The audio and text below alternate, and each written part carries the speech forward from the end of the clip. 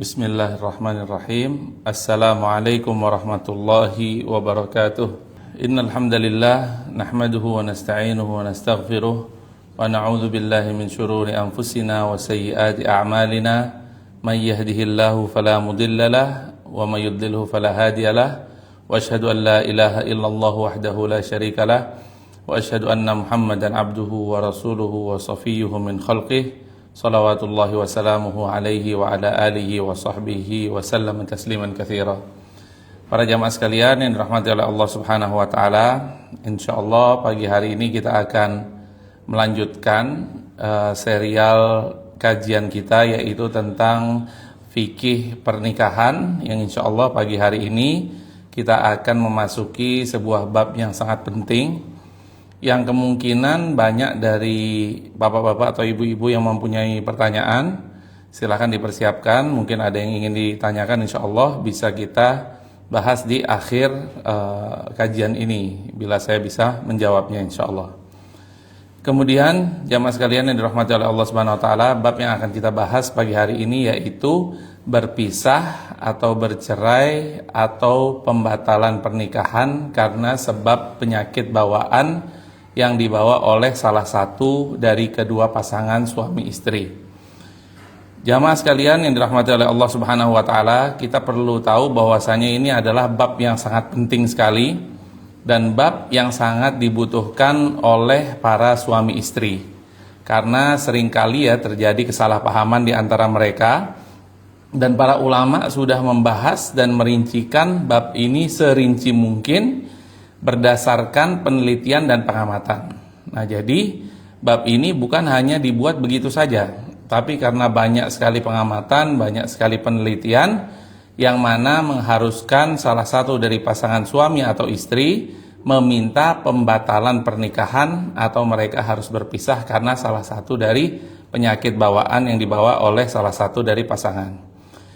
Perlu diketahui jamaah sekalian yang dirahmati oleh Allah Subhanahu wa taala, bahwasanya hakikat pernikahan adalah untuk memperoleh kepuasan satu sama lain, khususnya kepuasan biologis atau kepuasan seksual.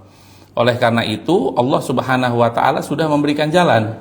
Ada kepuasan seksual atau kepuasan biologis yang Allah Subhanahu wa taala sudah halalkan, yang bernama pernikahan. Jadi segala sesuatu yang menghalangi terjadinya kepuasan seksual tersebut bisa merusak pernikahan di antara suami atau istri. Oleh karena itu, alasan-alasan tersebut yang disyariatkan oleh agama atau yang diperbolehkan oleh agama untuk meminta pembatalan pernikahan. Sebelumnya saya mohon maaf ya, mungkin di antara kajian kali ini ada beberapa kata-kata yang agak vulgar, dan memang itu harus disampaikan karena memang demi kita belajar dan demi kita memahami hukum-hukum fikih. Kemudian jemaah sekalian yang dirahmati oleh Allah Subhanahu wa taala, dasar dari pembatalan pernikahan yang disebabkan oleh penyakit-penyakit bawaan ini sudah ada dari semenjak zaman khalifah kedua dari Khulafaur Rasyidin, yaitu Khalifah Umar ibn al-Khattab radhiyallahu taala anhu. Dan juga pernah dibahas oleh Ibnu Abbas radhiyallahu taala anhu serta beberapa sahabat dan beberapa tabi'in lainnya. Dan itulah yang dijadikan pedoman oleh para ulama-ulama madhab. Kita tahu ya, ada beberapa ulama-ulama madhab, namun yang terbesar adalah yang empat, yaitu Imam Abu Hanifah, Imam Malik, Imam Syafi'i, dan Imam Ahmad bin Hanbal. Dan mereka semua menjadikan rujukannya yaitu apa-apa yang mereka dapatkan dari keputusan atau ketentuan Umar bin al-Khattab radhiyallahu taala anhu dan juga Ibnu Abbas radhiyallahu taala anil jami'. Kita akan memulai insyaallah tentang apa saja itu penyakit-penyakit bawaan yang menyebabkan seseorang boleh melakukan pembatalan pernikahan. Kita akan bagi menjadi tiga, yaitu yang pertama penyakit bawaan yang ada di suami dan juga ada di istri. Dan pembagian yang kedua yaitu penyakit bawaan yang hanya ada di istri saja, dan yang ketiga yaitu penyakit bawaan yang hanya ada di pihak suami saja atau di pihak laki-laki. Perlu kita ketahui dulu sama-sama ya, kenapa kok kita bahasnya pada pagi hari ini lebih sering kita menyebut dengan pembatalan pernikahan dan bukan perceraian. Karena kalau perceraian, setiap dari laki-laki mempunyai jatah untuk mentalak atau untuk menceraikan istrinya sebanyak 3 kali. Jadi kalau memang ini termasuk dari perceraian, jadi itu akan mengurangi jatah suami tersebut untuk memberikan talak kepada istrinya menjadi 2. Sedangkan kalau pembatalan pernikahan dan kemudian suatu saat mereka akan menikah lagi, walaupun itu sudah dinikahi orang lain dan lain sebagainya, maka dia masih mempunyai jatah 3 kali untuk menceraikan istrinya. Jadi tidak berkurang sama sekali jatah dari suami tersebut dalam bab perceraian. Oleh karena itu kita akan bahas di sini masalah pembatalan pernikahan. Dan di dalam hukum di Indonesia sendiri ada pembatalan pernikahan. Nih saya bacakan ya. Di dalam Kamus Hukum di Indonesia menerangkan bahwasanya pembatalan perkawinan adalah sebuah tindakan pembatalan perkawinan yang tidak mempunyai akibat hukum yang dikehendaki karena tidak memenuhi syarat-syarat yang ditentukan oleh hukum dan peraturan perundang-undangan. Jadi di Indonesia sendiri mereka sudah mengenal juga dengan pembatalan perkawinan. Mungkin bisa dicari nanti di Google ya, mungkin lebih detailnya. Kemudian jamaah sekalian yang dirahmati oleh Allah Subhanahu wa taala, Ibnu Qudamah rahimahullahu taala menjelaskan, jika setelah menikah salah satu dari pasangan mendapatkan pasangannya ternyata yang pertama yaitu dia seorang budak atau dia seorang hamba sahaya. Kemudian yang kedua, atau dia mempunyai gangguan jiwa atau dia gila. Kemudian yang berikutnya dia mempunyai penyakit kusta atau berikutnya dia mempunyai penyakit albino, maka itu empat-empatnya merupakan salah satu dari hal yang diperbolehkan dari salah satu pasangan suami istri untuk meminta pembatalan pernikahan pada pengadilan. Kemudian ada juga yang khusus untuk wanita atau jika seorang suami menemukan istrinya rotqo. Rotqo itu yaitu tersumbat atau terhalangnya organ intim wanita. Nanti kita akan jelaskan ya secara detailnya, baik dengan adanya daging di situ atau adanya tulang yang membatasi, tidak bisa terjadinya penetrasi antara suami dan istri. Dan itu adalah inti dari pernikahan, yaitu mendapatkan kepuasan biologis atau kepuasan seksual. Kalau dengan itu tidak bisa terjadinya penetrasi atau hubungan suami istri, maka diperbolehkan bagi suami untuk meminta pembatalan pernikahan kepada pengadilan. Kemudian berikutnya, dari sisi wanita, jika wanita menemukan bahwasannya suaminya majbub. Majbub itu yaitu tidak mempunyai alat kelamin yang menyebabkan bisa berhubungan suami istri. Jadi kalau tadi perempuan ada namanya rotko atau alat kelamin perempuan itu tertutup ya, tertutup dengan daging atau tertutup dengan tulang, maka suaminya boleh mengajukan pembatalan pernikahan. Namun dari pihak sebaliknya, yaitu dari pihak istri, kalau dia menemukan suaminya majbub atau tidak mempunyai zakar atau tidak mempunyai alat kelamin atau alat kelaminnya terpotong, maka dia boleh meminta kepada pengadilan untuk dibatalkan pernikahannya. Dan perlu kita ketahui jamaah sekalian bahwasanya pembatalan pernikahan tidak sah kecuali dengan keputusan hakim. Jadi nggak bisa ya tahu-tahu mereka berdua setelah menemukan salah satu dari pasangannya tidak sesuai, kemudian dia tahu-tahu udah kita batalkan pernikahannya. Nggak bisa. Pembatalan pernikahan harus dengan keputusan hakim. Dan perlu diketahui juga jamaah sekalian yang dirahmati oleh Allah Subhanahu wa taala, beberapa dari poin-poin yang tadi yang sudah kita bahas dan akan kita rincikan setelah ini, itulah satu-satunya yang membolehkan salah satu dari pasangan suami istri untuk melakukan pembatalan pernikahan. Apa saja tadi? Yaitu yang pertama, kalau dia merupakan budak atau hamba sahaya. Kemudian yang kedua, kalau dia gila atau sedikit gila atau setengah gila. Kemudian yang ketiga, kalau dia mempunyai penyakit kusta atau lepra. Dan yang keempat, kalau dia mempunyai albino. Dan khusus bagi perempuan, apabila dia menemukan laki-lakinya tidak mempunyai zakar atau majbub atau terpotongnya alat kelamin pria tersebut. Kemudian khusus bagi laki-laki bila dia menemukan istrinya rotqo atau bagian alat kelamin wanita itu terhalang oleh tulang atau oleh daging, maka bisa meminta kepada pengadilan untuk membatalkan pernikahan di antara mereka berdua. Namun hanya ini saja ya yang membolehkan pihak suami istri untuk berpisah atau pembatalan pernikahan di antara keduanya. Jadi bukan berarti kalau suami melihat, wah ini istri saya kok akhlaknya ternyata nggak baik, ya udah saya ingin pembatalan pernikahan. Nggak bisa. Itu masuknya adalah ke dalam bab cerai, dan cerai berbeda dengan pembatalan pernikahan. Begitu juga istrinya, misalnya tahu-tahu setelah menikah dia ngelihat, wah suami saya ini kok tukang marah, kerjaannya ngamuk, kerjaannya banting-banting, dan lain sebagainya. Udah saya ingin membatalkan pernikahan. Itu juga tidak bisa. Karena itu masuknya nanti ke dalam gugatan cerai, atau istri yang meminta khulu kepada suaminya. Jadi di sini yang kita bisa rincikan bahwasanya itulah perbedaan antara cerai dan pembatalan pernikahan. Kemudian jamaah sekalian yang dirahmati oleh Allah Subhanahu wa taala, ada sebuah pertanyaan. Misalnya suami sudah tahu bahwasannya istrinya tidak bisa digauli karena ada sumbatan di alat kelaminnya, misalnya oleh tulang atau oleh daging. Tapi dia tetap ingin memperistri seseorang tersebut.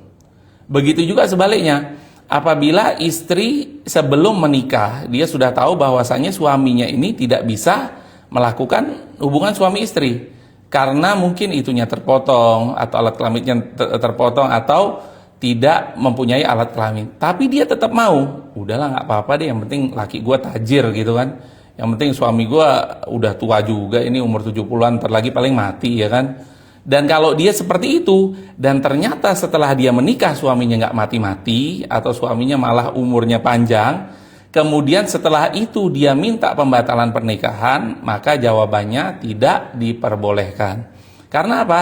Karena sebelum dia menikah, dia sudah tahu bahwasannya hal itulah yang terjadi, yaitu suami mempunyai kekurangan dan istri juga mempunyai kekurangan. Tapi dia mau menerima kekurangan tersebut sampai ia menikah di antara keduanya.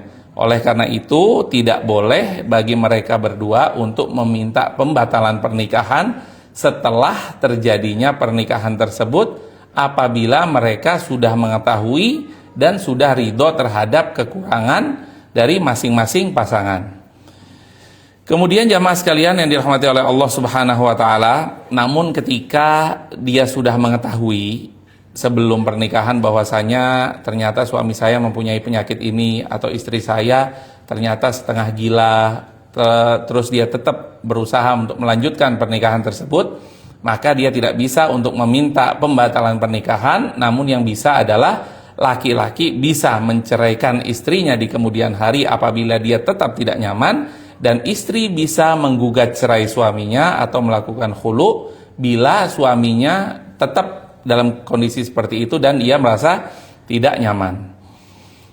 Baiklah jamaah sekalian yang dirahmati oleh Allah Subhanahu wa taala, kita akan bahas poinnya satu persatu ya. Yang pertama, jika satu pasangan menemukan bahwasanya pasangannya adalah sebagai budak atau sebagai hamba sahaya. Ya, kita perlu tahu bahwasanya tidak diragukan lagi bahwasanya hamba sahaya bukanlah seperti manusia normal. Bukanlah seperti orang yang bisa berbuat apapun yang ia kehendaki. Hamba sahaya ini adalah milik dari tuannya. Bila tuannya mengatakan A, dia harus A. Tuannya mengatakan B, dia harus B. Jadi hamba sahaya ini mirip dengan barang atau mirip dengan properti. Oleh karena itu Islam datang berusaha semaksimal mungkin untuk menghilangkan perbudakan di muka bumi ini. Oleh karena itu barang siapa yang melakukan sebuah kesalahan, maka kafarohnya apa? Aitqu raqabah, atau membebaskan budak. Dengan itu banyak orang yang membebaskan budak, bahkan para sahabat radhiyallahu taala anhum, mereka berlomba-lomba untuk membebaskan budak agar dia menjadi orang yang merdeka, bukan budak lagi. Karena apa? Karena budak atau hamba sahaya ini sangat banyak sekali kekurangannya. Yang pertama, bagi laki-laki, dia tidak bisa serta-merta semau dia untuk mendatangi istrinya, karena dia harus izin kepada tuannya, dia harus apapun yang ia lakukan harus sepersetujuan tuannya.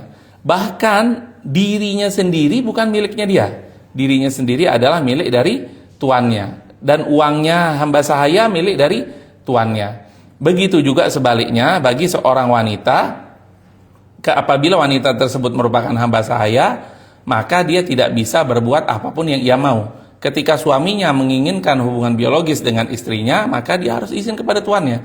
Dia tidak memiliki dirinya sendiri.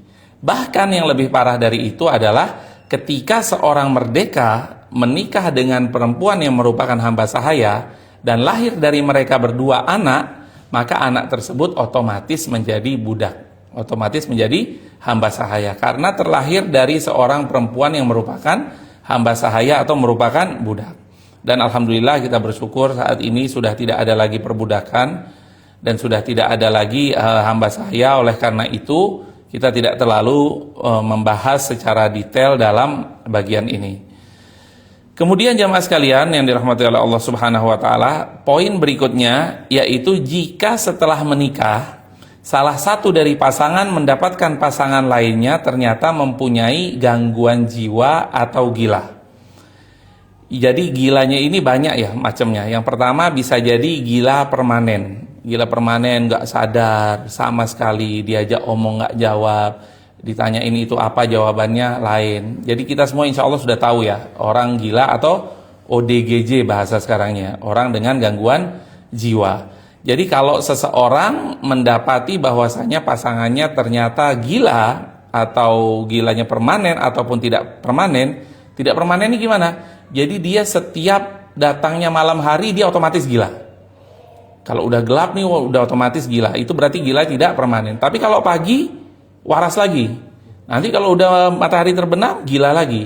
Dan itu berlanjut terus menerus. Maka itu boleh salah satu dari pasangannya untuk meminta pembatalan pernikahan. Atau ada juga sekarang yang dikenal dengan skizofrenia atau penyakit gangguan mental berat yang mempengaruhi tingkah laku, mempengaruhi emosi, dan mempengaruhi komunikasi. Dan ini merupakan ada hubungannya dengan penyakit-penyakit mental lainnya. Nah sekarang kita lihat ya, kita lihat di mana-mana sekarang orang-orang mengangkat tentang isu mental health atau kesehatan mental. Dan kalau kesehatan mental biasanya orang ini suka depresi dan lain sebagainya, maka itu masih bisa ditolerir dalam agama. Yang tidak bisa ditolerir atau membolehkan seseorang pasangan untuk meminta pembatalan pernikahan adalah penyakit mental berat atau gangguan mental berat yang mana sangat mempengaruhi tingkah laku, sangat mempengaruhi emosi, yang mana sedikit-sedikit marah, ngamuk dan lain sebagainya karena memang mentalnya kena di situ ya, atau mental health-nya mempunyai isu tertentu. Dan jamaah sekalian yang dirahmati oleh Allah Subhanahu wa taala, dan hal itu bisa jadi menghilangkan akal, bisa jadi nggak waras orang ini, bisa jadi suka ngamuk dengan tanpa alasan yang jelas. Biasanya kan seseorang marah atau seseorang ngamuk itu karena ada sesuatu yang memicu. Tapi kalau tahu-tahu tidak ada sesuatu yang memicu, tahu-tahu bangun tidur langsung marah, dan itu sangat-sangat mempengaruhi hubungan suami istri dia dengan pasangannya. Oleh karena itu, Islam mengambil jalan tengah, yaitu boleh pasangan yang dirugikan untuk meminta pembatalan pernikahan. Jadi walaupun gejalanya itu ringan ya, kata sebagian ulama, gejalanya ringan nih, nggak terlalu. Tapi itu berkesinambungan secara terus-menerus dan permanen. Jadi walaupun gejalanya ringan, tapi itu permanen atau berkelanjutan, maka boleh untuk meminta pembatalan pernikahan. Dan yang sangat disayangkan lagi, banyak orang yang tahu-taunya mengalami mental health ya, atau isu mental, mengalami gangguan mental yang sangat luar biasa, padahal dulunya enggak. Karena apa? Karena disebabkan oleh konsumsi narkoba dan obat-obatan terlarang. Jadi banyak sekali orang yang mengkonsumsi narkoba, tahu-taunya jadi cepat marah, tahu-taunya jadi temperamen, tahu-taunya jadi suka ngamuk kepada pasangannya, kepada anaknya. Dan itu adalah efek atau korban dari narkoba yang bisa menghilangkan akal, baik itu secara sementara, seperti contohnya khamar ya. Khamar, kalau orang banyak minum khamar maka bisa hilang akalnya. Baik itu secara sementara ataupun bisa permanen apabila efeknya terus-menerus dia mengkonsumsi barang-barang yang diharamkan oleh Allah Subhanahu wa taala.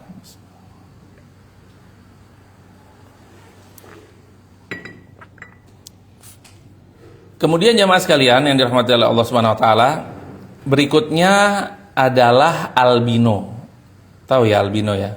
Albino itu adalah penyakit kulit yang mana kita bisa tahu bahwasanya kulit seseorang berbeda warnanya. Yang satu mungkin sawo matang, tapi ada di beberapa titiknya yaitu putih sangat luar biasa. Ada juga seseorang yang putih semuanya dari ujung rambut ke ujung kaki, sampai rambutnya putih, alisnya putih, bulu matanya putih, dan lain sebagainya. Dan itu adalah salah satu penyakit yang diperbolehkan dalam agama untuk meminta pembatalan pernikahan. Apabila salah satu pasangan tersebut tidak tahu bahwasannya orang tersebut adalah albino. Kok bisa nggak tahu ini gimana? Misalnya, seorang suami ingin melamar istri, tapi dia belum melihat calon istrinya. Dan dia hanya komunikasi dengan wali dari calon istrinya. Dan walinya normal. Dia mempunyai anak laki-laki yang merupakan saudari dari perempuan ini, dilihat juga normal. Dan ternyata perempuan ini sendiri yang albino. Atau bahkan keluarga intinya pun tidak tahu kalau dia albino. Ternyata albinonya bukan semua dari badannya ya, namun sebagian saja, misalnya dari arah perut ke bawah sampai di atas paha, yang mana keluarga intinya pun tidak tahu. Dan perempuan ini tidak memberitahu kepada calon suaminya bahwasanya ada kelainan tersebut. Setelah terjadinya pernikahan, diketahui bahwasanya perempuan tersebut mempunyai albino di sebagian besar dari tubuhnya yang tertutup, maka boleh bagi seorang laki-laki tersebut untuk datang ke pengadilan untuk meminta keputusan hakim agar dibatalkan pernikahannya dengan perempuan tersebut. Dengan satu catatan, apabila dia tidak tahu sebelum pernikahan itu berlangsung. Dan kalau dia tahu sebelum pernikahan itu berlangsung dan dia tetap ridho, dia tetap rela, maka dia tidak boleh mengajukan pembatalan pernikahan kepada hakim. Karena apa jamaah sekalian? Karena kita bisa tahu ya bahwasannya tidak semua orang bisa menerima penyakit albino tersebut. Atau kita bisa tahu juga bahwasanya itu merupakan sesuatu yang tidak disukai oleh manusia. Atau bahkan pasangannya yang setiap hari dia harus berduaan dengan pasangan tersebut, dan dia bisa melihat pasangan tersebut 24 jam, dan dia merasa tidak nyaman. Oleh karena itu diperbolehkan dalam syariat Islam untuk meminta pembatalan pernikahan. Karena apa jamaah sekalian? Inti dari pernikahan adalah untuk keharmonisan rumah tangga. Jadi jangan sampai seseorang yang sudah menikah, kemudian dia tidak tahu bahwasanya ada kekurangan di pasangan lainnya, dan tidak terjadi keharmonisan di antara rumah tangga. Karena apa? Karena tujuan dari pernikahan adalah litaskunu ilaiha, agar kita mendapatkan ketenangan dari pernikahan tersebut. Jadi nggak ada orang menikah itu nyari ribut, nggak ada. Orang menikah tadinya dia nyaman, dia menikah, tahu-tahu jadi tidak nyaman, itu pasti kita semua tidak pengen seperti itu. Kalau kita dengan menikah kita malah lebih tidak nyaman, ya udah kita nggak usah nikah aja. Justru kita menikah, kita mencari ketenangan. Dan salah satu ketenangan yang paling maksimal yaitu adalah hubungan suami istri atau hubungan biologis. Dan itu termasuk salah satunya albino tadi adalah mengganggu penglihatan di antara pasangan yang 24 jam setiap hari mereka harus bersama-sama. Kemudian jamaah sekalian yang dirahmati oleh Allah Subhanahu wa taala, penyakit berikutnya yang membolehkan seseorang untuk meminta pembatalan pernikahan adalah penyakit kusta atau lepra. Nah, mungkin ada yang tahu ya, nanti bisa di rumah di search di Google, dilihat gambar-gambarnya seperti apa penyakit kusta atau penyakit lepra. Jadi penyakit kusta atau penyakit lepra adalah penyakit kronis yang memakan jaringan tubuh dan juga dapat menular. Dan penyakit itu disebabkan oleh sebuah bakteri yang mana wal'iyadzubillah ini banyak sekali terjadi di negara-negara yang mempunyai tingkat ekonomi menengah ke bawah. Ada di sebagian negara-negara di Afrika, ada sebagian lagi di negara-negara Asia yang sangat miskin. Itu mereka mempunyai penyakit lepra yang digerogoti anggota tubuhnya oleh bakteri atau oleh mikroba. Jadi tahu-tahu tangannya ini misalnya 5 jarinya, yang ini cuma sampai sini jarinya, yang ini cuma sampai sini, yang ini nggak ada. Terus juga sebagian dari anggota tubuhnya ada yang protol gitu ya, tahu ya protol ya. Pokoknya ada yang ya seperti yang tercabik-cabik, dan itu merupakan salah satu penyakit menular.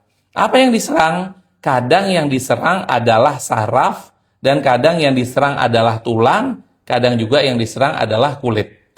Dan pastinya seorang suami istri apabila dia tidak mengetahui hal ini, kemudian ketika dia sudah menikah, dia mengetahui bahwasanya pasangannya mempunyai penyakit itu, pasti dia tidak nyaman. Dia tidak nyaman ketika dia melihat dia tidak suka, dan tidak tercipta keharmonisan di antara rumah tangga. Oleh karena itu, Islam mempunyai jalan, yaitu dengan pembatalan pernikahan. Dan kita ulangi lagi bahwasanya pembatalan pernikahan ada undang-undangnya dan ada hukumnya di Indonesia, dan bisa seseorang melakukan pembatalan pernikahan dengan syarat-syarat yang sudah ditentukan oleh negara. Kemudian jamaah sekalian yang dirahmati oleh Allah Subhanahu wa taala, dan ini bisa dikiaskan juga dengan penyakit-penyakit kulit lainnya yang merupakan sesuatu yang membuat seseorang untuk tidak merasa nyaman bersama dengan pasangannya. Jadi penyakit-penyakit lainnya yang menyebabkan misalnya rontoknya kuku, rontoknya salah satu anggota badan lainnya tanpa ada sebab yang jelas, maka diperbolehkan untuk meminta pembatalan pernikahan apabila tidak diketahui sebelum menikah, dan juga kalau diketahui sebelum menikah dan dia tetap ridho, maka tidak boleh terjadinya pembatalan pernikahan tersebut. Kemudian jamaah sekalian, tadi kita sudah bahas ya tentang perbudakan atau hamba sahaya, kemudian tentang kegilaan atau seorang yang punya gangguan jiwa, kemudian tentang penyakit kulit yaitu albino, dan kita juga sudah membahas masalah kusta atau lepra. Kemudian sekarang kita akan membahas mengenai cacat yang khusus ada pada wanita yang tidak ditemui di pihak pria. Ibnu Qudamah rahimahullahu taala menjelaskan, jika seorang pria menemukan istrinya rotqo. Rotqo adalah ketika alat kelamin wanita tertutup atau terhalang, dan dengan itu menyebabkan tidak mungkinnya terjadi penetrasi antara laki-laki dan perempuan. Sedangkan inti dari menikah adalah merasakan hubungan suami istri. Dan itu adalah fitrah yang Allah Subhanahu wa taala tetapkan kepada sebagian manusia. Kalau seseorang setelah menikah namun dia tidak bisa melakukan hubungan suami istri yang merupakan inti, jadi apa gunanya dia untuk menikah? Dan jamaah sekalian yang dirahmati oleh Allah Subhanahu wa taala, terhalangnya alat kelamin wanita itu sebabnya yaitu dua. Bisa dengan daging, bisa juga dengan tulang. Jadi dengan daging atau dalam bahasa kedokterannya yaitu sistokel atau afal, yaitu kandung kemihnya perempuan turun ke dalam alat kelamin wanita. Jadi itu bisa jadi ketika awal pernikahan tidak terjadi. Namun lama-kelamaan seiring dengan umur dan lain sebagainya, maka kandung kemih dari perempuan tersebut turun sampai dia menutupi jaringan yang ada di dalam vaginanya. Dan itulah yang disebut dengan sistokel atau turunnya kandung kemih ke dalam alat kelamin wanita. Kemudian ada juga yang alat kelamin wanita yang tertutup oleh tulang. Nah, nanti mungkin bisa dilihat atau bahasa medisnya yaitu vaginismus. Vaginismus itu yaitu alat kelamin wanita yang tertutup oleh tulang. Ada banyak sekali yang membahas ya di internet, namun ada juga yang sudah bisa sembuh dari penyakit ini. Subhanallah ya, sekarang medis sudah sangat luar biasa maju. Seseorang wanita yang mempunyai yang terhalang ya alat kelaminnya dengan tulang pun, dengan 1-2 terapi atau 1 bulan 2 bulan bahkan dalam waktu yang agak lama, bisa dengan izin Allah Subhanahu wa taala disembuhkan dari penyakit tersebut, atau bahasa medisnya vaginismus. Dan itu adalah alasan yang sah bagi suami untuk mengajukan pembatalan pernikahan, karena inti dari menikah yaitu hubungan suami istri. Kemudian jamaah sekalian, ada sebuah pertanyaan, bagaimana jika rotqo atau sistokel dan vaginismus ini bisa dihilangkan atau bisa diobati? Apakah masih dianggap cacat? Nah, jawabannya kita perlu detail. yaitu selama cacat tersebut tidak menghalangi hubungan suami istri, antara suami dan istri, dan cacat tersebut dapat diobati, maka itu tidak merupakan salah satu alasan yang menyebabkan seseorang untuk meminta pembatalan pernikahan, atau tidak dikategorikan sebagai cacat.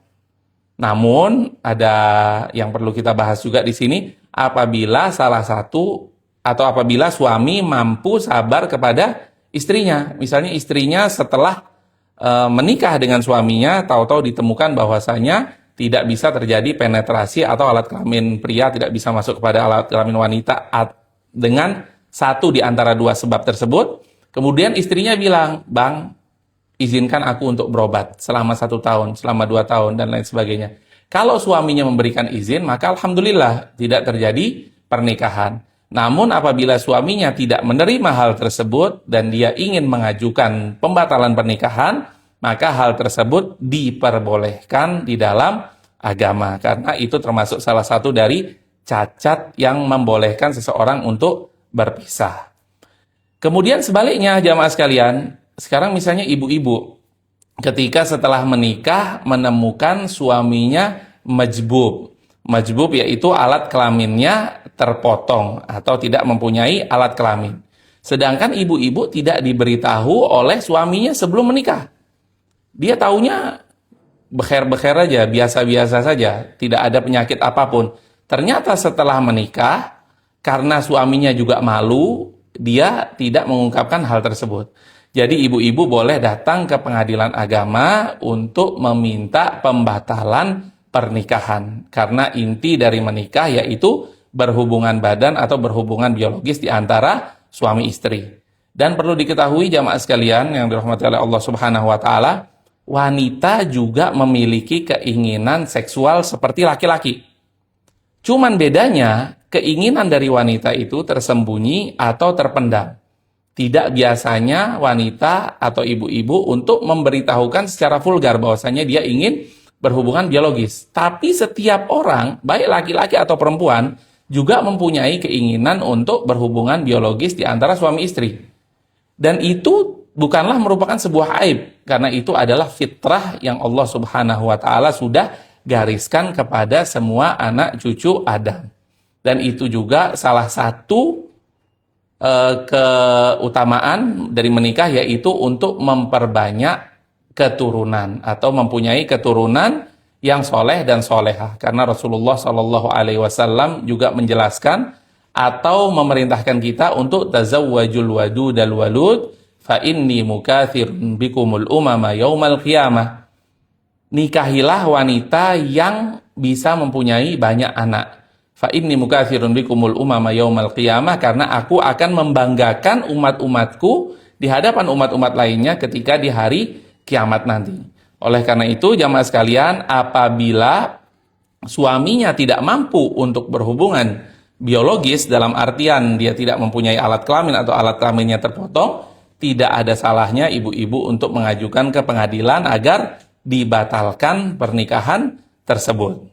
Kembali lagi ya, kita ingatkan lagi bahwasanya alasannya yaitu 2. Apabila ibu-ibu tidak mengetahui hal tersebut sebelum terjadinya pernikahan, maka ibu-ibu boleh datang ke KUA. Atau yang kedua yaitu apabila ibu-ibu sudah sebelumnya tidak mengetahui, dan yang kedua alasannya yaitu apabila ibu-ibu sudah mengetahui tapi tetap rela atau tetap ridho. Misalnya dia mau menikah dengan seorang ustadz. Ustadz ini dia sudah ngerti agama. Dia ngasih tahu kepada istrinya bahwasannya ustadz tersebut tidak mampu untuk berhubungan biologis, tidak mampu untuk berhubungan suami istri dengan istrinya.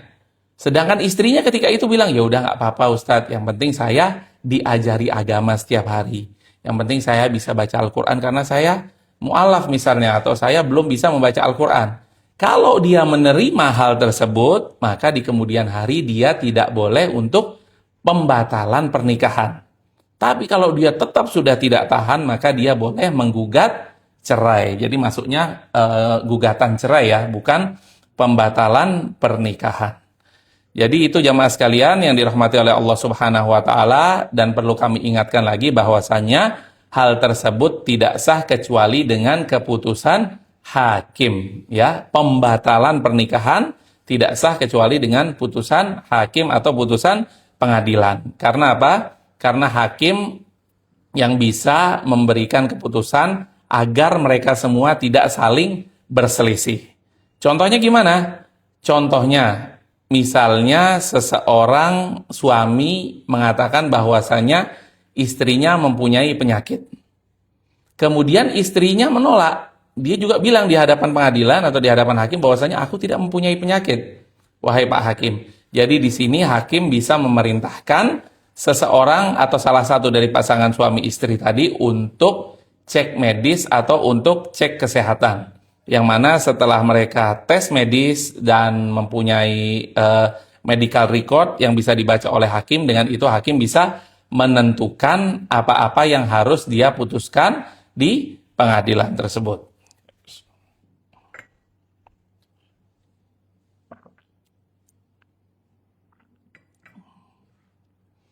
Dan hal ini juga jamaah sekalian yang dirahmati Allah Subhanahu wa taala, menghilangkan perdebatan atau perselisihan di antara suami istri. Misalnya suaminya yang mengatakan bahwasannya saya tidak mempunyai penyakit seperti yang kamu tuduhkan. Sedangkan istri tetap mengatakan bahwasannya dia mempunyai penyakit tersebut dan saya tidak nyaman. Dan untuk menghilangkan perselisihan di antara keduanya maka harus dengan keputusan hakim. Karena apa jamaah sekalian? Agar tidak terjadinya konflik di antara mereka berdua. Kemudian setelah itu kita akan membahas masalah impoten. Tahu impoten Mbak ya? Tahu.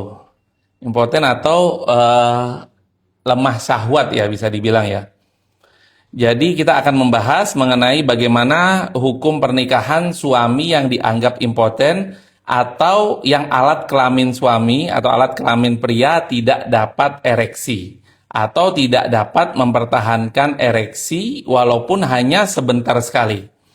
Dan Ibnu Qudamah rahimahullahu taala menjelaskan, jika seorang wanita mengklaim bahwasannya suaminya impoten, tidak mampu melakukan hubungan suami istri dengan perempuan tersebut, dan suaminya mengaku bahwasanya dia belum pernah berhubungan suami istri dengan istrinya, maka suami tersebut diberikan muhlah atau diberikan waktu 1 tahun semenjak dia mengajukan permasalahannya ke hakim atau ke pengadilan. Misalnya, misalnya Budi menikah dengan Siti. Nah, kemudian Siti ini sebagai seorang istri menganggap bahwasanya dia tidak pernah digauli. Ternyata setelah punya usut, ternyata suaminya adalah impoten atau tidak bisa, alat kelaminnya tidak bisa berdiri. Oleh karena itu, Siti ini sudah menunggu dan bersabar selama 3 tahun misalnya. Kemudian dia mengajukan kepada pengadilan bahwasanya saya ingin pembatalan pernikahan karena saya tidak pernah digauli. Alasannya suami saya impoten. Apa yang harus dilakukan oleh pengadilan? Yaitu memberikan waktu 1 tahun untuk bersabar dari semenjak dia ngelapor. Wah, tapi saya sudah 3 tahun ini tidak digauli. Iya, tapi dalam hukum agama yaitu 1 tahun semenjak dia melapor. 1 tahun semenjak dia melapor, dilihat apakah mampu suami tersebut untuk menggauli istrinya. Setelah suami tersebut dipanggil oleh pengadilan dan diperintahkan untuk menggauli istrinya. Kenapa kok harus 1 tahun? Karena ulama menjelaskan bahwasanya di sebagian negara itu ada 2 musim, musim panas dan musim dingin. Di sebagian negara ada 4 musim, musim panas, musim dingin, musim gugur, musim semi. Bisa jadi orang ini tidak mempunyai syahwat ketika di musim panas. Panas, emang tidak bisa alat kelaminnya untuk ereksi atau untuk berdiri. Bisa jadi ketika di musim dingin dia bisa untuk menggauli istrinya. Begitu juga sebaliknya di sebagian musim-musim lainnya. Mungkin dia di musim semi nggak bisa, tapi di musim gugur bisa untuk menggauli istrinya. Jadi diberikan kesempatan untuk menunggu selama 1 tahun. Nah, kalau setelah 1 tahun tidak bisa, maka ketika itu pengadilan memutuskan untuk memisahkan di antara keduanya atau untuk membatalkan pernikahan di antara keduanya. Kemudian jamaah sekalian yang dirahmati oleh Allah Subhanahu wa taala, dan jika suaminya mengklaim bahwasannya ia pernah menggauli istrinya. Nah, istrinya bilang bahwasannya saya tidak pernah disentuh. Dan ternyata suaminya nganggap bahwasannya saya sudah menggauli istrinya. Nah, yang mana ini yang mau diterima persaksiannya? Sedangkan tidak mungkin kan mereka menunjukkan video, menunjukkan apa yang itu adalah dilarang oleh Allah Subhanahu wa Ta'ala. Maka ketika itu wanita tersebut harus diperiksa secara medis atau ditanyakan kepada beberapa wanita-wanita lainnya. Jadi contohnya hakim mengutus beberapa orang wanita untuk menginterogasi perempuan tersebut. Yang mana pertanyaan ini adalah pertanyaan inti dari hubungan biologis atau hubungan suami istri. Jadi kan nggak mungkin kan hakim laki dia bertanya kepada perempuan dalam hal-hal yang sangat-sangat sensitif. Atau bahkan perempuan sendiri tidak mungkin mengucapkan hal tersebut misalnya di pengadilan. Jadi hakim mengutus beberapa orang perempuan untuk menginterogasi perempuan tersebut. Ditanya tentang beberapa pertanyaan yang mana dari jawaban tersebut diketahui bahwasanya perempuan ini sudah digauli atau belum. Atau juga bisa dengan cara medical record atau catatan medis, hakim memerintahkan perempuan tersebut untuk ngecek di laboratorium misalnya, apakah diketahui selaput darahnya masih ada atau tidak, ataukah dia pernah terjadinya hubungan biologis di antara suami istri dan lain sebagainya. Dan kemudian setelah itu, hakim akan memutuskan berdasarkan dari medical record yang dia dapatkan, dan itulah yang menjadi acuan hakim untuk menentukan keputusan. Namun sebelum keputusan tersebut dibacakan, maka suami harus diminta sumpahnya. Karena apa? Karena memang ada kaidah di dalam fikih bahwasanya al-bayyinatu 'alal mudda'i wal yamin 'ala man angkar.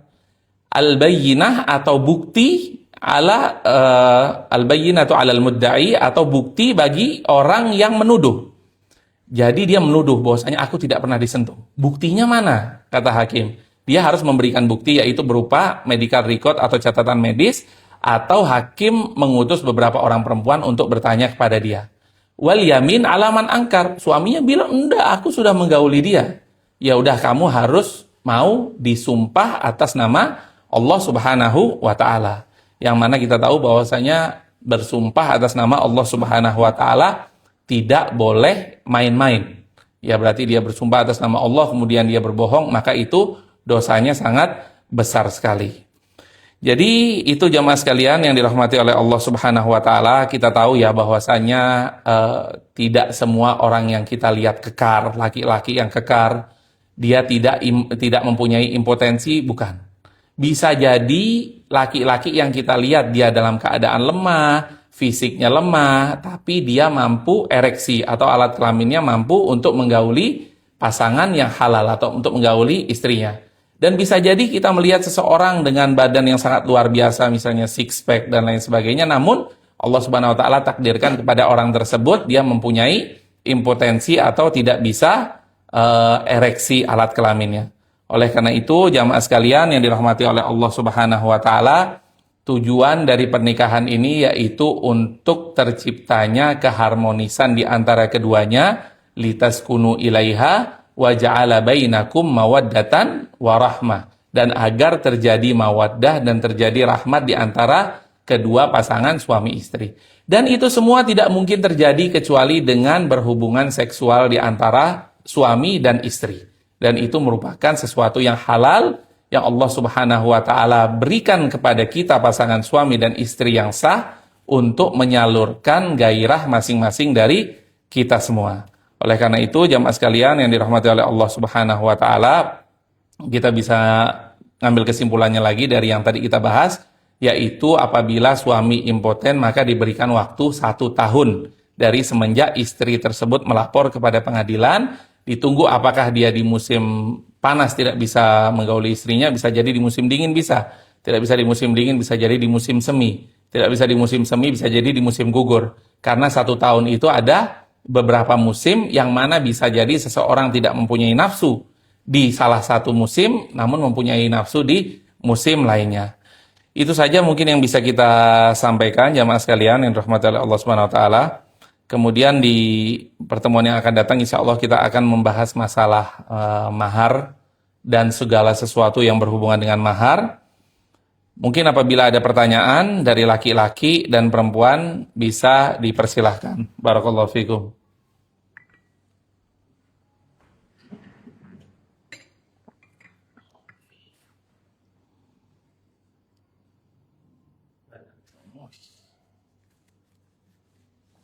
Ini mudah-mudahan saya bisa jawab ya. Kalau saya nggak bisa jawab, ya wallahu a'lam.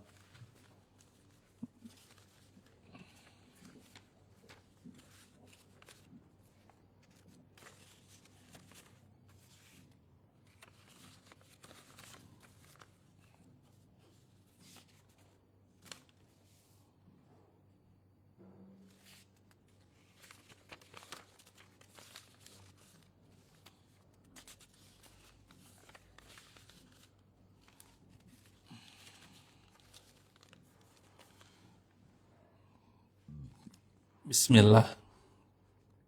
Bagaimana jika seorang istri baru mengetahui kondisi kejiwaan suami yang didiagnosa memiliki gangguan jiwa setelah memiliki anak?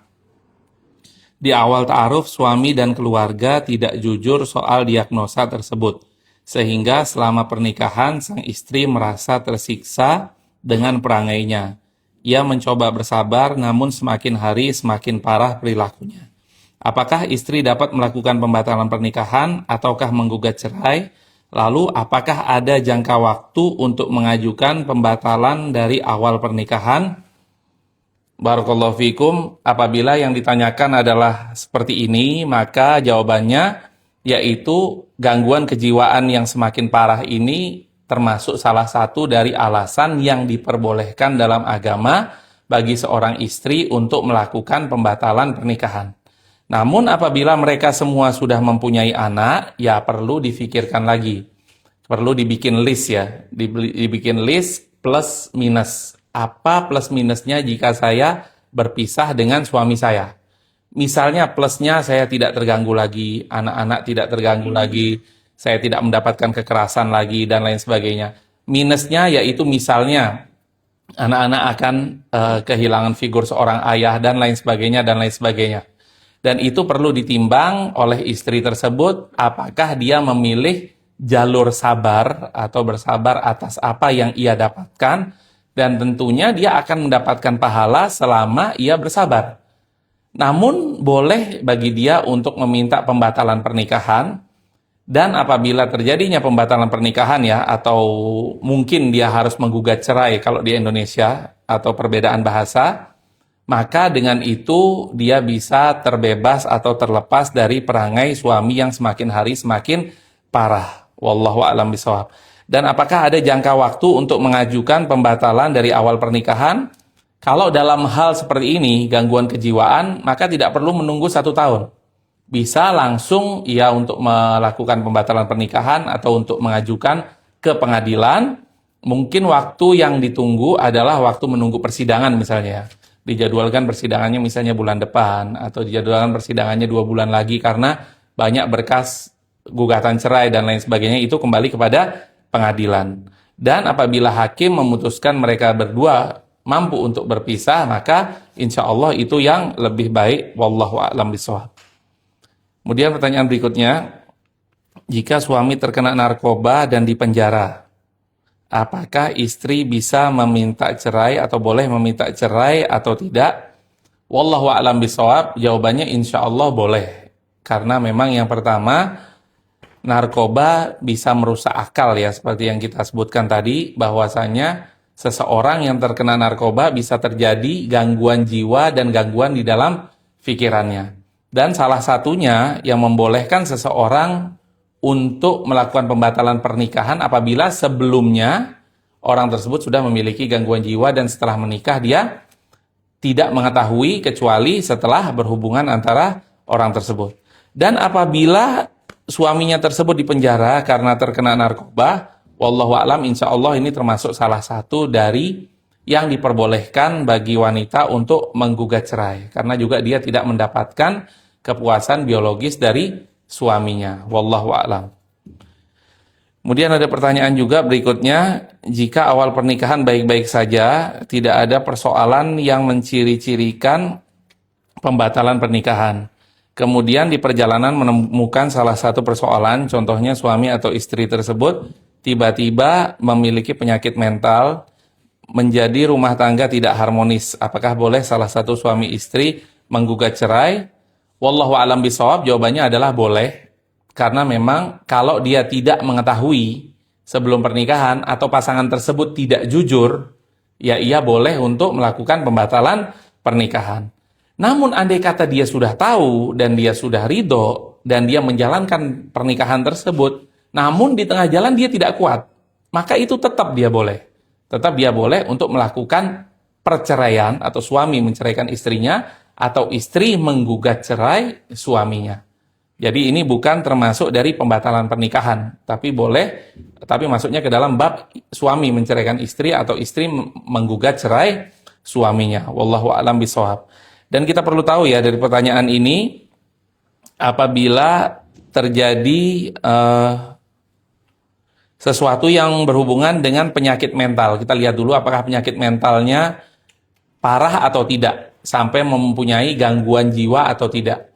Kalau penyakit mentalnya hanya depresi, ketika dia kecapean, dia suka ngamuk-ngamuk, tapi marah-marahnya tidak terlalu, maka itu insya Allah bisa ditolerir ya, bisa sabar. Karena memang kita laki-laki ini, ibu-ibu sekalian yang dirahmati oleh Allah, di luar itu keras, kehidupan di luar itu keras. Bisa jadi dia di jalanan habis dia dimarahin di kantor, kemudian dia di jalanan disenggol, dalam artian motornya disenggol atau mobilnya disenggol. Kemudian ketika mau masuk rumah ada yang menghalangi, motor-motor, mobil-mobil parkir. Jadi banyak sekali yang membuat seseorang tersebut untuk depresi ya, atau untuk sakit hati lah di luar. Oleh karena itu mereka masuk ke rumah kadang-kadang membawa emosi-emosi yang masih dibawa dari tempat kerja, yang masih dibawa dari jalanan.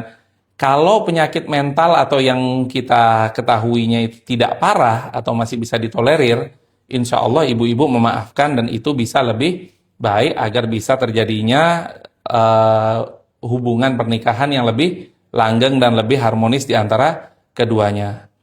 Kemudian pertanyaan berikutnya, assalamualaikum, kapan pernikahan itu bisa dibilang telah menyempurnakan setengah dari agama? Apakah saat ijab kabul atau ada ketentuan lainnya? Kemudian jika orang yang bercerai, apakah setengah dari yang disempurnakan itu hilang? Apakah dia belum sampai pada penyempurnaan tersebut?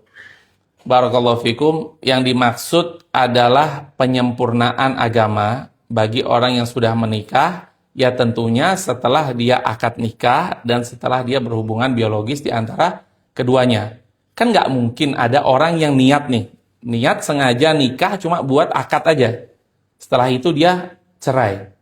Ada apa nggak itu terjadi? Memang ada. Memang ada terjadi khususnya di negara-negara seperti yang kami tahu ya, seperti di negara-negara Arab, di Arab Saudi dan lain sebagainya. Mereka tidak boleh atau memang syariat tidak membolehkan seseorang untuk pacaran. Jadi bagaimana cara pacarannya? Jadi mereka ada akad nikah dulu. Setelah mereka akad nikah, mereka tidak akan menggauli istrinya atau tidak akan menggauli pasangannya kecuali setelah walimah. Nah, jadi ada namanya milkah, ada namanya dukhlah dan lain sebagainya. Jadi dia cuma akad nikah bersama keluarga kecilnya. Ada semuanya terpenuhi ya, syarat-syaratnya semua terpenuhi. Ada mahar di situ, ada pasangan suami istri, ada wali yang menikahkan wanita tersebut, ada juga ijab kabul dan ada saksi. Semuanya lengkap. Tapi untuk keluarga kecil saja. Setelah dia melakukan akad nikah di antara keduanya, baru mereka pacaran syar'i. Pacaran syar'i gimana? Ya mereka bisa makan berdua keluar karena mereka sudah suami istri. Tapi mereka sepakat tidak boleh menggauli istrinya sebelum terjadinya walimah. Boleh apa enggak? Boleh. Dan andai kata terjadi hubungan suami istri, dosa apa enggak? Enggak dosa. Tapi memang adatnya seperti itu di sana. Adatnya seperti itu, mereka keluar berdua. Jadi ditelepon nih walinya perempuan, Pak, saya pinjam istri saya ya. Karena masih tinggal di rumah orang tuanya. Diajak keluar, diajak makan, diajak honeymoon. Kemudian ketika malam sebelum menginap, dikembalikan lagi kepada bapaknya. Kemudian 1 bulan, 2 bulan dia cocok, dia betul-betul pas suami istri, maka dia menentukan tanggal walimah. Setelah walimah maka mereka tinggal satu rumah. Karena memang juga tuntutannya ya agak besar di sana ya. Seorang suami harus punya rumah, harus punya mobil, harus punya ini itu dan lain sebagainya. Nggak bisa kayak kita ya, nikah tinggalin di kos-kosan, nggak mau mereka. Itulah perbedaannya antara ini dan itu. Jadi yang dikatakan setengah dari agama, wallahu a'lam, adalah ketika seseorang sudah ijab qabul dan sudah berhubungan suami istri di antara keduanya. Karena dengan itu muncullah sakinah. Laki-laki yang tadinya panas, yang tadinya mempunyai sesuatu yang harus disalurkan, mempunyai penyaluran yang halal. Wallahu a'lam bishawab. Kemudian pertanyaan berikutnya, jika menemukan suami ternyata memiliki kelainan seksual atau homo, tapi istri ridho dan menerima suaminya, menerima walaupun sudah tidak berhubungan badan lagi. Yang penting suami tetap menafkahi dan bertanggung jawab dengan pendidikan anak-anak. Wallahu a'lam bishawab ya, dan ini merupakan hal yang sangat miris sekali dengan adanya hubungan-hubungan yang tidak disyariatkan oleh Allah Subhanahu wa taala. Dan ini merupakan dosa yang sangat besar ketika seseorang laki-laki berhubungan dengan sama laki-laki, dan itu adalah salah satu azab yang Allah Subhanahu wa taala turunkan kepada kaum Sodom atau kaumnya Nabi Lut alaihissalam. Dan perlu diketahui, ibu-ibu apabila menemui suaminya sudah bengkok ya, atau sudah tidak lurus lagi, maka wajib bagi ibu-ibu untuk menasehatinya, untuk menyuruhnya kembali kepada fitrah yang Allah Subhanahu wa taala tetapkan, untuk balik lagi kepada fitrahnya. Dan kemudian apabila istri tersebut ridho dan menerima suaminya, ya tidak apa-apa, dengan syarat ibu-ibu tetap harus menasehati suaminya untuk berubah. Dan andai kata suami tersebut tidak berubah, maka lebih baik, wallahu a'lam, adalah pisah. Dan kenapa kita nggak mau pisah? Padahal kita sudah tahu bahwasanya pasangan kita homo, waliyadzubillah misalnya. Karena ibu-ibu sendiri, memang sekarang ibu-ibu bilang bahwasanya ibu-ibu kuat, ibu-ibu mampu untuk menerima karena sudah punya anak. Tapi seseorang wanita juga mempunyai gairah, mempunyai hasrat seksual juga. Ibu-ibu sekarang bisa sabar, bisa jadi 2 tahun lagi, 3 tahun lagi, ternyata ada laki-laki lain yang mengajak ibu untuk kencan misalnya, untuk keluar lah, untuk makan. Padahal ibu masih berstatus istri. Waliyadzubillah, ini tidak dibenarkan. Tapi mungkin karena hasrat yang sudah ibu pendam selama bertahun-tahun, membutakan ibu-ibu akhirnya mau untuk keluar dengan seseorang yang bukan mahram, waliyadzubillah. Jadi kepuasan seksual ini bukan hanya dimiliki oleh laki-laki, namun penting juga dimiliki oleh perempuan. Kalau ibu-ibu merasa sudah tidak kuat, maka tidak ada salahnya untuk berpisah. Namun ketika ibu memilih untuk tetap dengan suami tersebut karena dia menafkahi dan bertanggung jawab dengan pendidikan anak-anak, ya semoga Allah Subhanahu wa taala memberikan kesabaran kepada ibu tersebut. Namun dengan syarat harus tetap dan selalu menasehati agar suami untuk berubah. Dan kalau dia sudah berubah, usahakan dia cek kesehatan dulu. Apakah dia mempunyai HIV, AIDS, atau apa, waliyadzubillah. Karena penyakit-penyakit itu bisa didapatkan karena hubungan sejenis. Waliyadzubillah. Kemudian jemaah sekalian, pertanyaan berikutnya. Assalamualaikum Ustadz, izin bertanya, apakah ada batas usia pernikahan? Kapan bisa membatalkan pernikahan? Jazakumullah khair. Di dalam agama tidak ada batasnya ya. Apakah dia kalau menikah sudah 1 tahun tidak bisa pembatalan pernikahan, atau 2 tahun, tidak ada batasnya. Jadi kapanpun ia melihat aib-aib tersebut yang ada pada pasangannya, maka ia boleh mengajukan pembatalan pernikahan. Kemudian pertanyaan berikutnya, bagaimana hukumnya apabila sudah menikah tapi ternyata suami tidak bisa memenuhi kebutuhan biologis atau ejakulasi dini? Apa yang harus dilakukan istri? Terima kasih.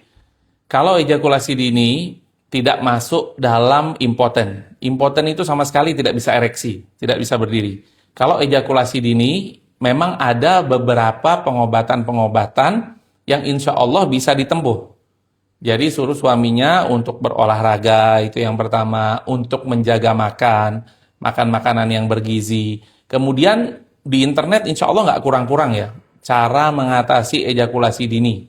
Dan itu insya Allah bukan kami yang menjawab, namun pakar-pakarnya yang bisa menjawab lebih detail lagi. Karena mereka mengetahui apa sebab dari ejakulasi dini dan apa obatnya. Kalau misalnya seorang tersebut sebabnya tidak pernah berolahraga, ya obatnya olahraga.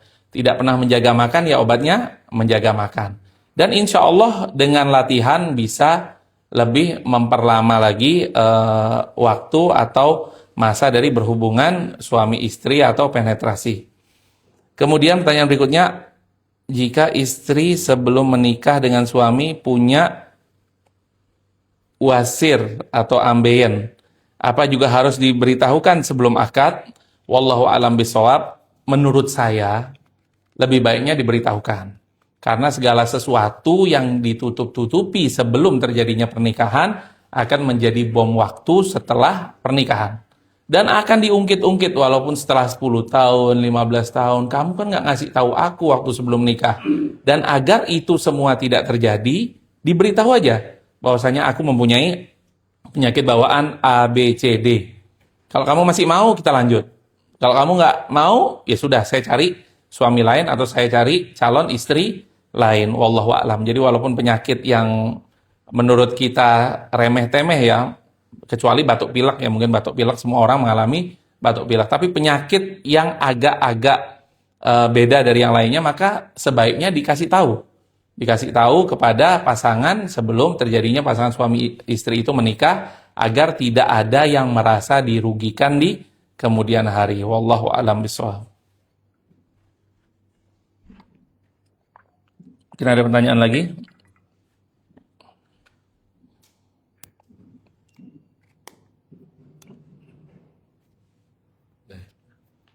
Bismillah. Assalamualaikum Ustaz. Ini ada pertanyaan dari online Ustaz. Oh iya. Bismillah. Kalau istri tidak sanggup melayani di ranjang, apa boleh istri diceraikan atau bagaimana seharusnya? Atau hal ini harus ditahan? Kemudian apabila suami memiliki, mohon maaf, fantasi yang tidak bisa istri penuhi, bahkan terlihat acuh karena ketidakmampuan mengikuti kemauan suami, apakah itu harus diceraikan atau bagaimana Ustaz? Ya, yang pertama tadi apa? Yang pertama, istri tidak sanggup untuk melayani di ranjang. Ya, ada pertanyaan, bagaimana jika istri tidak mampu atau tidak sanggup melayani suami di ranjang? Perlu dirincikan, apakah yang dimaksud tidak mampu melayani suami di ranjang? Apakah setiap hari, ataukah di hari tertentu ketika dia ngurus anak dari pagi sampai malam? Misalnya dia punya anak 4, kemudian dia sibuk dari pagi, dia masak, dia ngurusin anak sekolah, pulang sekolah nyuapin, dan lain sebagainya, nyuci, ngepel, bersihin kamar mandi, dan lain sebagainya. Kemudian di malam hari ia merasa capek, hari itu saja, dan di hari esoknya dia bisa melayani, maka itu tidak termasuk dari istri yang tidak dapat melayani suami di atas ranjang. Namun apabila terus-menerus istri tersebut tidak mampu melayani suami di atas ranjang tanpa udzur syar'i, misalnya seminggu saya nggak dilayani sama istri saya, ya orang seminggu dia di UGD, gimana mau ngelayani kan, dia di ICU misalnya. Dan itu termasuk salah satu udzur syar'i atau alasan yang diperbolehkan di dalam agama. Kalau tidak ada alasan, maka istri tersebut berdosa di hadapan Allah Subhanahu wa Ta'ala. Bahkan dilaknat oleh malaikat kalau dia tidak mau dengan sengaja melayani suaminya di atas ranjang. Kemudian, kalau misalnya istri tersebut tidak mampu melayani dalam artian berhubungan biologis karena suatu hal, misalnya dia capek atau dia sangat sibuk di hari itu, maka istri setidaknya berusaha semaksimal mungkin untuk memenuhi kebutuhan biologis suami. Tidak harus dengan penetrasi ya antara hubungan suami istri, namun banyak sekali cara-caranya agar suami tersebut bisa terpenuhi kebutuhan biologisnya. Yang mana dengan itu suami bisa jadi lebih plong, lebih lega, dan bisa untuk lebih cinta kepada istri tersebut. Dan itu mampu dan boleh dilakukan khususnya apabila ibu-ibu sedang datang bulan misalnya, 1 pekan 7 hari atau ada yang 8 hari dan lain sebagainya, maka selama itu suami tidak bisa berhubungan suami istri dengan istrinya. Namun istri bisa untuk memuaskan suaminya dengan cara-cara lainnya. Yang tidak boleh yaitu mendatangi istri di kemaluannya. Namun dengan cara-cara lainnya yang insya Allah semua dari kita sudah tahu, hal itu diperbolehkan. Kemudian pertanyaan yang kedua, bagaimana apabila suami mempunyai fantasi-fantasi yang tidak.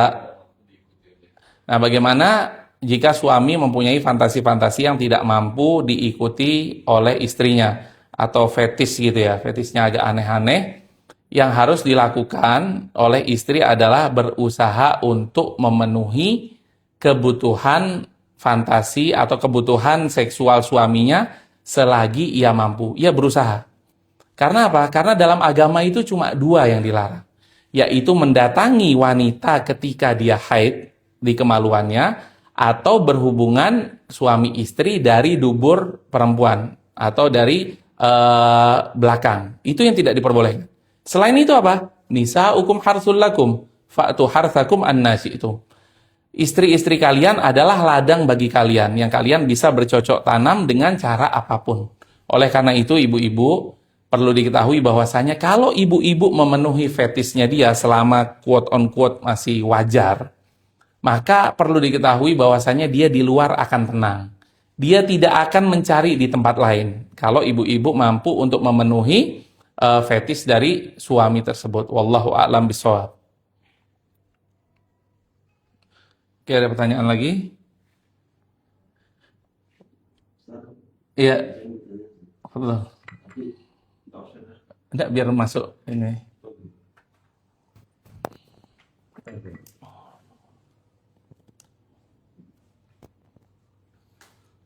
Bismillahirrahmanirrahim. Afwan Ustaz, izin bertanya Ustaz. Itu tadi salah satu pembatalan dari pernikahan itu kan salah satunya impoten. Atau dia mempunyai alat kelamin yang kecil suaminya. Boleh enggak seorang suami itu memakai alat bantu Ustaz, untuk memuaskan istrinya? Syukron jazakallah Ustaz. Nah, ini susah nih pertanyaan. Apabila seseorang suami mempunyai alat kelamin yang kecil, apakah boleh ia memakai alat bantu untuk memuaskan istrinya? Ini terus terang wallahu a'lam ya, anak nggak tahu jawabannya. Tapi apabila dia mempunyai alat kelamin yang kecil dan dia mampu untuk penetrasi, maka dia termasuk salah satu suami yang mampu untuk memberikan nafkah batin kepada istrinya. Yang penting dia mampu untuk penetrasi, mampu untuk memuaskan istrinya. Namun insya Allah apabila diketahui oleh suami tersebut dan suami yang melakukan dengan sebagian alat bantu, insya Allah tidak masalah. Wallahu a'lam bishawab.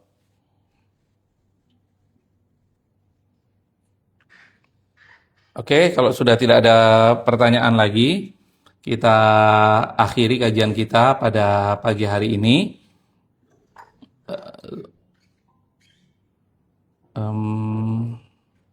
Oh, ada pertanyaan lagi.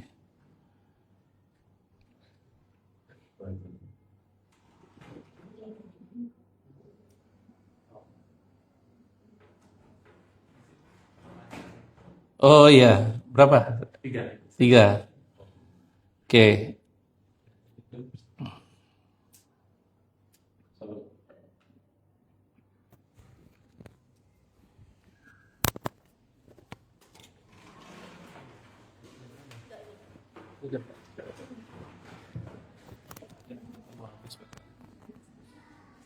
Ya, udah siap ibu-ibu? Ya, pertanyaan yang pertama. Jika seorang istri mengadukan suaminya ke hakim dan dia bilang tidak pernah digauli, maka apa yang harus dilakukan oleh seorang suami? Ini pertanyaan loh, teman-teman. Ya, kalau istri mengadukan suaminya ke hakim dan dia bilang tidak pernah digauli, maka apa yang harus dilakukan?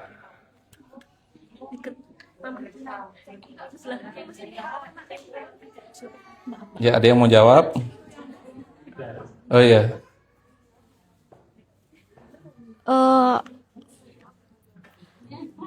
Gimana? Suaminya harus gimana? Maka akan diberikan waktu 1 tahun. Nggak dengar. Kata-kataku gimana ya? Iya, silakan. Udah dengar nih, udah. Maka istri diperbolehkan untuk meminta cerai, namun istri diberikan waktu dalam 1 tahun terhitung dalam semenjak melapor, karena terkadang laki-laki bisa menyetubuhi di waktu musim semi atau musim gugur. Oke, barakallahu fikum. Betul jawabannya. Pertanyaan yang kedua. Ya, pertanyaan yang kedua, sebutkan apa-apa saja yang membolehkan seseorang untuk meminta pembatalan pernikahan.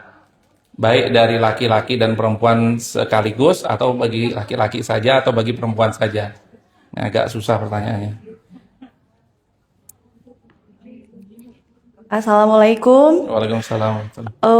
Untuk yang menyebabkan pembatalan perceraian itu ada 4. 1, jika pasangan tersebut adalah sebagai budak atau hamba sahaya. Oke. Karena budak bukanlah seperti manusia biasa normal. Karena hamba sahaya adalah milik tuannya. Oke. 2, jika setelah menikah mengetahui bahwa pasangan kita mempunyai riwayat gila atau sedikit gila, permanen atau tidak permanen, atau penyakit mental berat. Oke. Yang ketiga, apabila kita sebelum menikah setelah menikah mengetahui bahwa pasangan kita mempunyai penyakit kulit albino. Ya. Dan yang keempat adalah penyakit kusta atau lepra, sehingga menyebabkan ketidaknyamanan bagi pasangannya. Oke. Terima kasih Ustaz. Yang Assalamualaikum. khusus bagi laki-laki dan perempuan. Kalau yang untuk untuk penyakit khusus pada wanita, jika lelaki menemukan kelamin istrinya tertutup, baik itu tertutup daging atau tulang, atau yang dinamakan sistokel dan vaginismus. Dan untuk pria, cacat khusus pada pria itu seperti impoten atau lemah syahwat. Ya. Atau terpotong kelaminnya. Oke, barakallahu fikum. Ini detail sekali, Masya Allah. Silahkan, Masya Allah, barakallahu fikum. Pertanyaan yang ketiga, tidak ada pertanyaan buat laki-laki satu. Buat Ya, laki-laki. buat ibu-ibu, dah buat ibu-ibu. Udah dah. selesai ibu-ibu ya. Laki-lakinya senang ibunya, istrinya dapat hadiah. Ya kan? Kemudian pertanyaan berikutnya, Ibu-ibunya lagi. Oh, ibu-ibunya lagi. kita cari yang agak susah ya.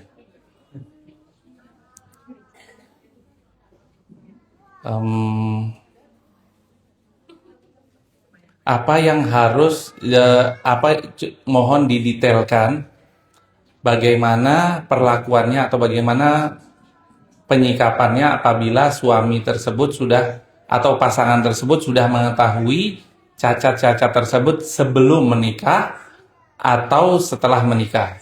Coba ada yang bisa mengetahui? Nah, diulang lagi. Apa yang harus dilakukan bagi seorang pasangan apabila pasangan tersebut sudah mengetahui nih cacat-cacat tersebut sebelum menikah, atau kalau dia mengetahuinya setelah menikah, apa perbedaan di antara keduanya? Aku bingung. Bingung ya? Milihnya Sudah ada yang tidak bingung. yang belum pernah ya. Banyak.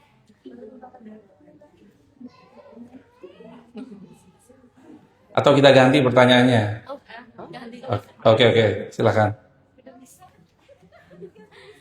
Assalamualaikum warahmatullahi wabarakatuh. Assalamualaikum. Ketika kita mengetahui sebelum mengetahui tentang pembatalan pernikahan, maka ya kita ajukan untuk pembatalan pernikahan tersebut kepada wali atau hakim ya. Ya.